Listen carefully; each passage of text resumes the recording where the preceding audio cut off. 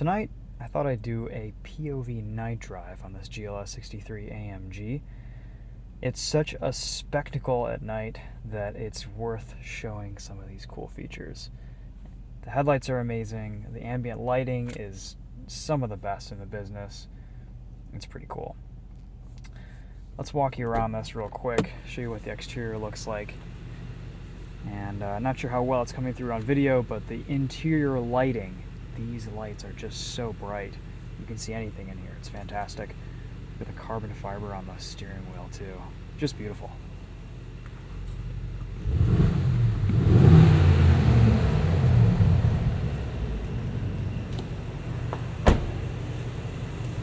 This GLS is such a beast. And on these monoblock wheels, it looks a little bit ridiculous, but honestly, I kind of like it.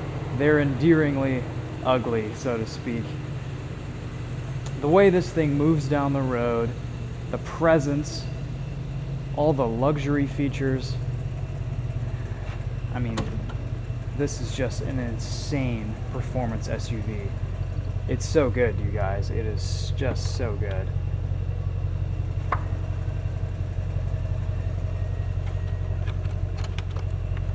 If money were no object, this would be the SUV in the garage. It's not subtle, that's for sure.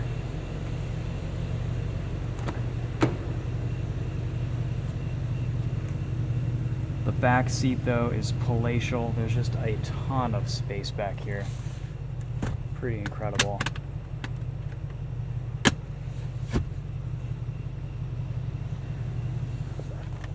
I just love what AMG and Mercedes are doing with their interiors these days. This has been fun to drive all week. It's been comfortable, it's been luxurious.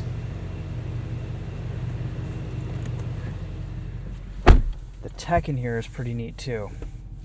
There are just some cool little convenience things that you notice at night.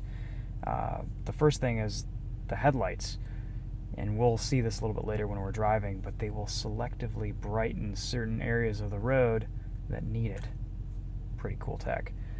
If you reach over to the passenger seat, the light will automatically come on to illuminate the glove box or this area if you've dropped something. Kind of cool. And there's just so much customizability in this car. I could probably do a 30-minute video on just going through the infotainment and the menus. You can customize the head-up display. You can customize the gauge cluster. Everything is adaptable to your preferences and your needs. We're not really going to get into that too much, though, tonight. Let's take this for a drive, show you what it looks like at night on the road, and we'll do a sound system test of this Burmester.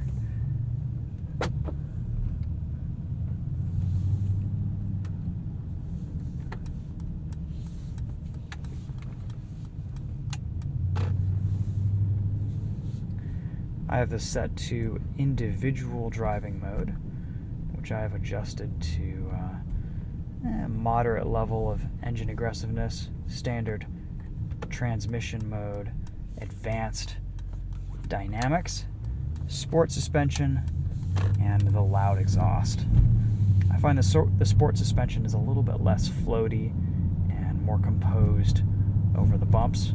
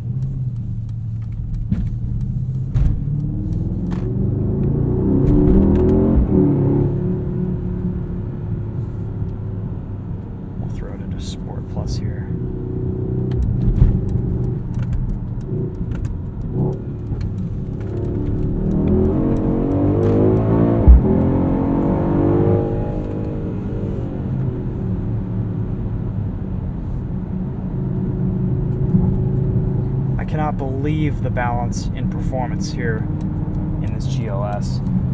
Yes, it has straight line acceleration and speed and handling prowess, but the way it takes corners and the composure that it has around the turns is really quite impressive.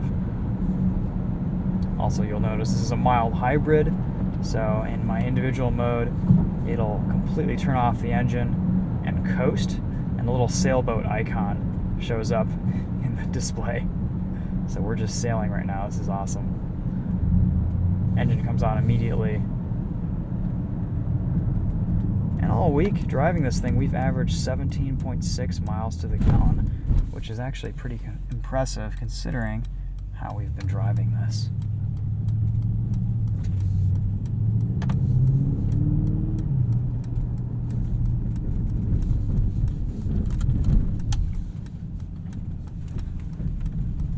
Got some construction here.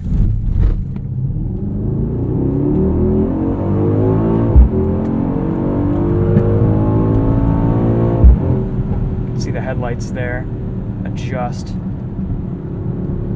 the road ahead of us. Pretty awesome technology.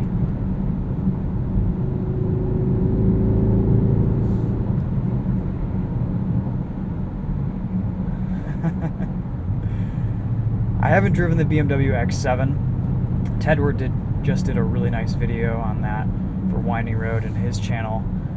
So I would like to compare the two, but with what I've driven thus far in the world of SUVs and high-performance luxury SUVs, this might top them all.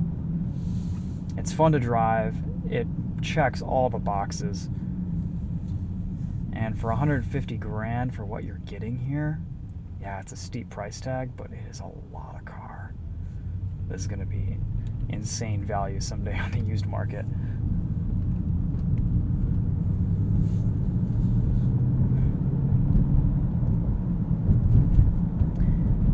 The only complaints I would have are these 23-inch wheels are a little bit rough over bumps, but they do handle really well.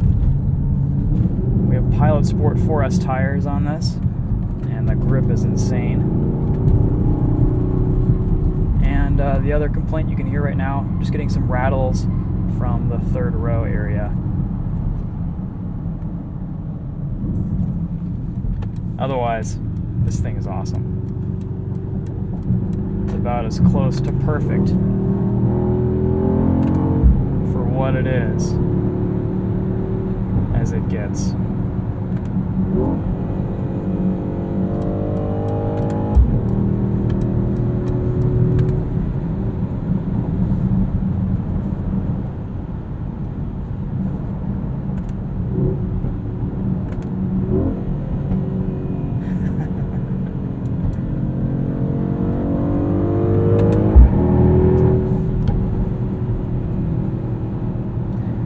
How quickly you could change between drive modes.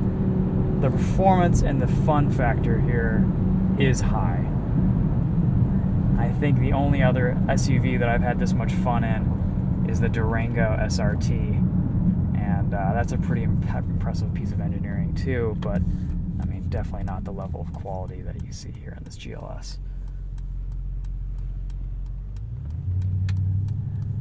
You can tell that Mercedes and BMW are really putting a lot of engineering and work into their SUVs, and it shows.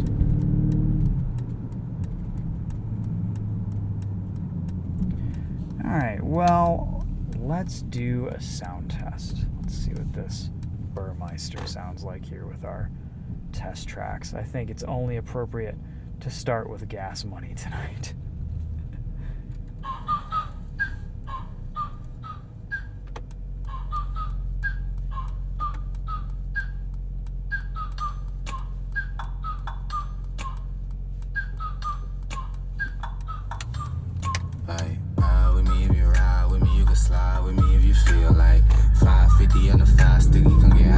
That's a deal, right?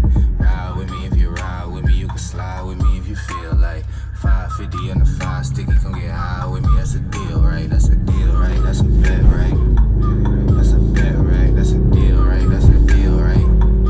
That's a bet, right? That's a deal, right? That's a deal.